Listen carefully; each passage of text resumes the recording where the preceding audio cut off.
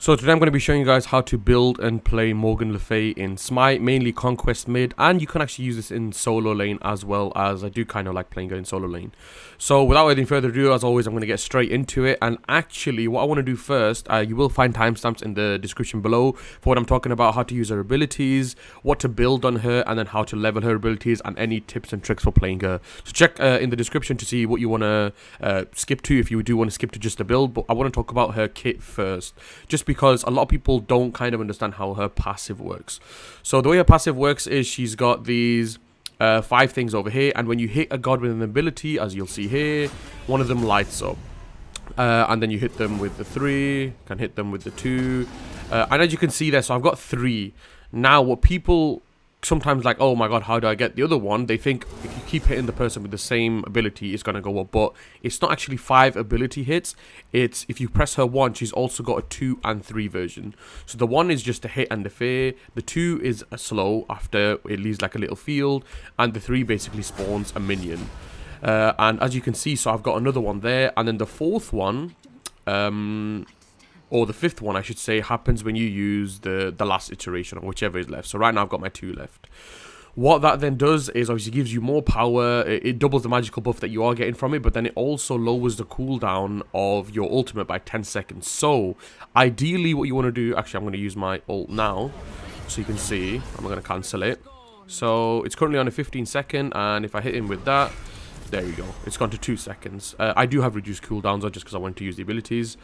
So that is how her build works. So her 2 is obviously just a knock up, and then it pushes them back as well. Very good ability. And then her 3 either stops at the first god wall, goes through minions, or just has the maximum distance.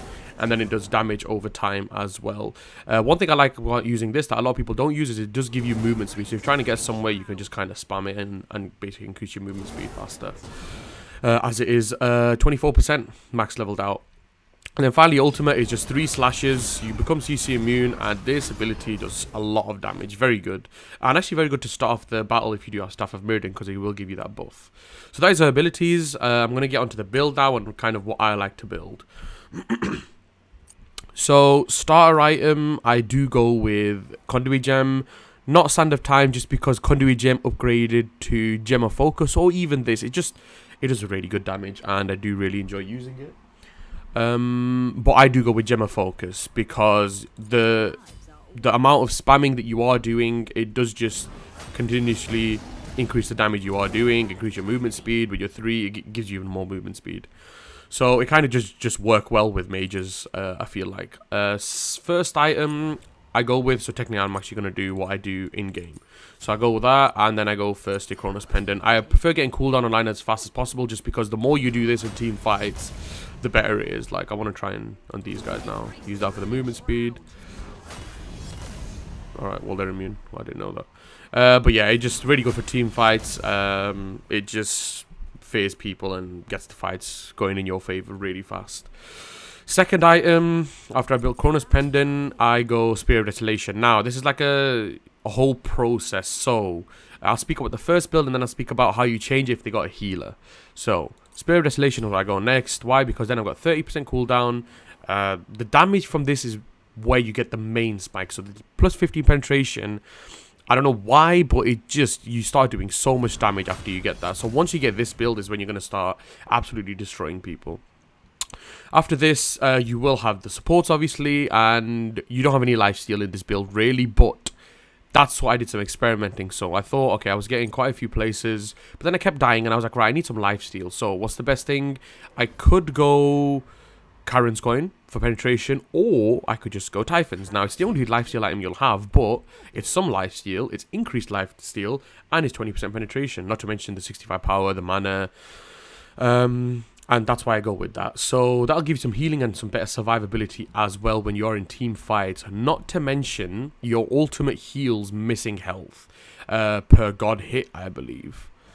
Heals per projectile, subsequent heals, per enemy god hit. So with the Typhons, the healing is just better. I know it's not increased healing from lifesteal, but that healing with the Typhons, again, your survivability gets better, which is why I go with that.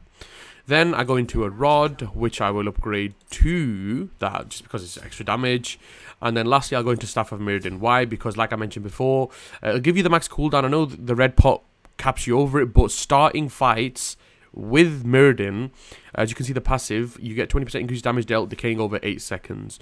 So if you just go in, absolutely destroy them, and then, you know, you'll just start doing more damage to everyone, basically. Yeah, so increased damage. And then lastly, obviously with the increased damage, the increased damage, this build is just going to make you do a lot of damage. Now, just as an example, I'm going to go here and fight the Ra. I feel like my ultimate will just kill him, because the ult does way too much damage. Alright, maybe not. I mean, the damage is just crazy. And if you just do a normal combo, you'll probably kill them that fast. And it's just really good.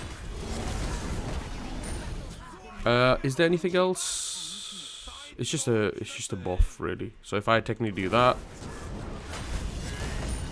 and that is basically the combo.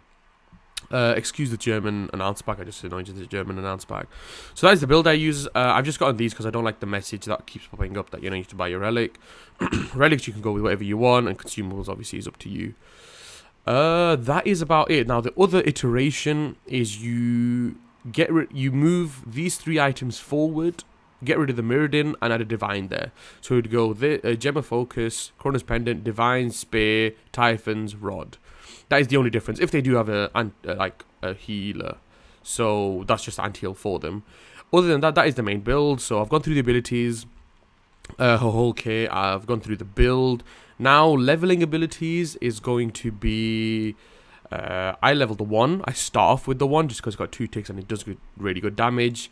Then my 3, then my 2, and then my ult. But then I max my 1, then my 3, and then actually I prefer to do my ult more. And the thing with Morrigan is she's not the easiest god to play. So even hitting the 2 in team fights, you've got to kind of, sometimes you've got to maneuver, find out where they're going to go, and then see if you can hit them. That range is obviously sometimes difficult to get it to hit, but it is a good way to kill. Okay. Yeah. Really good to escape as well, actually, with the ult. So yeah, do the 1, then the 3, then just alternate between the ult and the 2. But I'd probably maximize the ult just because it does do a lot of damage, and initiate with the ult when you can. And then any combos, I mean, you could kind of use them in any way whatsoever. Obviously, keep using the 3 for a poke. Very nice poke from that, because it does damage over time as well. And as you saw, it kind of hit with the meteor. The thing with Morgan Le Fay is she's very strong, but she's not easy to play. She's not some next level easy god that you can just pick and there you go, you start winning. So that is the case with that. And I think that is everything. Is there any more questions? Leave in the comments below. I mainly, like I've shown you before, I mean 1-2 is kind of a basic for me. I'll be poking with the 3, but once they're fade, it's a lot easier to just hit them with the 2. And then that obviously, and obviously when you're running away, hit them with that and then keep running away. I really want to use this Mirrodin again. Oh my god. Right, I didn't mean you have to use my 1 or 2. That is everything. If you do have any questions or any other gods you want to see, leave in the comments below. But other than that, I'll see you guys in the next video.